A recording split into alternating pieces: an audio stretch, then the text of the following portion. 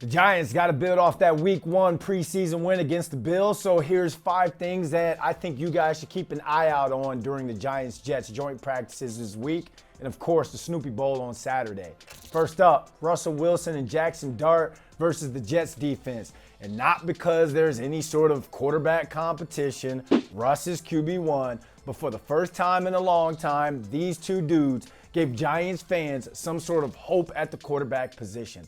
A combined 18 for 26 for a $188 and a touchdown and no INTs preseason week 1. This Jets defense is going to dial up the pressure, so let's see if the moon ball and Dart delivered can hold up against the heat.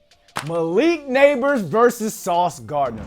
No disrespect to any of the Giants DBs, but none of these dudes have been able to check Neighbors all training camp. He's in the league of his own. Now we get a chance to see him go up and go at it against one of the top corners in the league.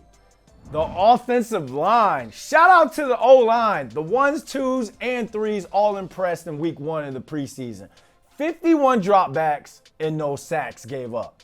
I'll say it again.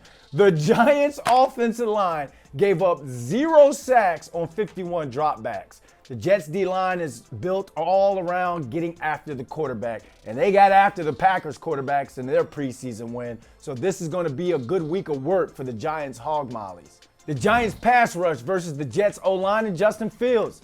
The Jets have a solid offensive line and a quarterback that has the scramble ability that mimics the top 2 quarterbacks in the NFC East in Jaden Daniels and Jalen Hurts. 2 questions that I want answered. Can you get after Justin Fields, and can you keep him in the pocket? Last but not least, Tay Banks versus Garrett Wilson. Hey Tay, you want to lock down that cornerback 2 job? Lock down Garrett Wilson a couple of times. It's as simple as that. Look, the Giants are off to what I would call their best start of training camp and the preseason in a long time. So there are still some things they're going to want to clean up, but they did put a lot on tape that they can build off of. So I think these are the 5 most important things that we need to keep an eye out on during the 2 joint practices in the game on Saturday. Now we're going to be at both these practices, so stay locked in to our post-practice report.